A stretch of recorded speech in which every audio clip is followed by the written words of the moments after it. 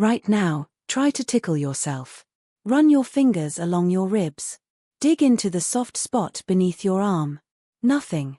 But let someone else touch you in that exact same place, and your body betrays you. You squirm. You shriek. You laugh before you can even decide to. Same fingers. Same skin. Same nerve endings. So why does one of them do nothing, while the other one breaks you completely? The easy answer is that you know it's coming. But the real answer is far stranger. Inside your skull sits a quiet machine that predicts your own movements before they happen. And it has been running for millions of years. Here is how it works.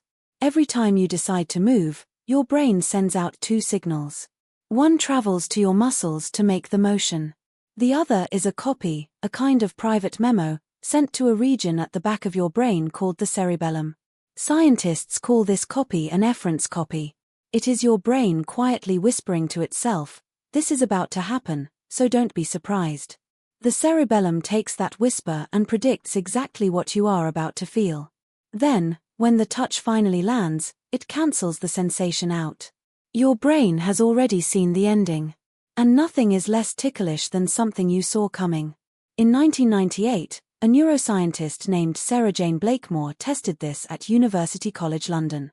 Working with Daniel Wolpert and Chris Frith, she slid people into a brain scanner and had them tickle their own palms.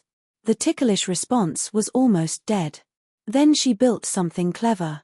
A small robot, with a delay engineered into it, so that a person moved a lever and a soft foam tip tickled their hand a fraction of a second later. Something remarkable happened. The longer the delay, the more ticklish it felt. The brain's prediction only works if the touch arrives on schedule. Add a delay, scramble the timing, and the prediction misses. Suddenly your own hand can tickle you, because your brain no longer recognizes the touch as yours. Think about what that means. Tickling is not really about the touch at all. It is about surprise. It is your nervous system catching something it failed to predict. But this raises a deeper question. Why would evolution build a brain that laughs when it is surprised by touch? What could possibly be the point of any of this? For that, you have to go back much further than the cerebellum. You have to go back to the body itself. The most ticklish places on you are not random. The ribs. The neck. The stomach. The inner thigh. The soles of your feet.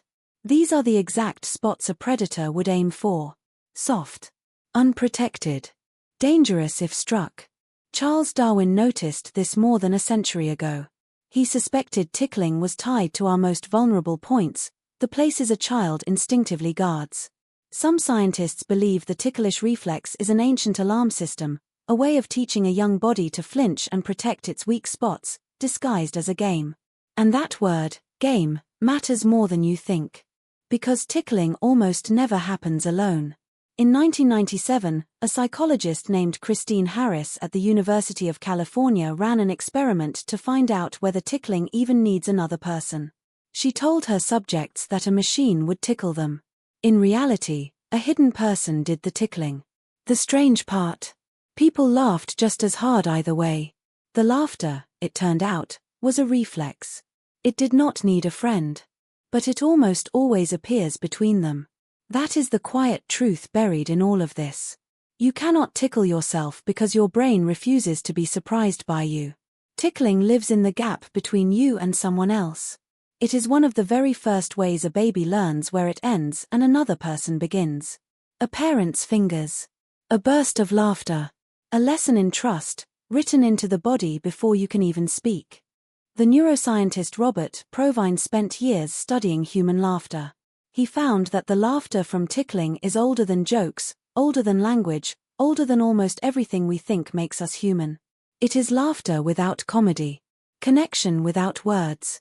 So the next time someone reaches for your ribs and you dissolve into laughter you cannot control, notice what is really happening underneath it. Your brain is admitting it did not see this coming. It is handing a small piece of control over to another person. And for one helpless second, you are not predicting the world. You are simply feeling it. Now try, one last time, to tickle yourself. You can't. And now you know it was never your fingers that failed. It was your brain, refusing to be surprised by the one person it can always predict. You.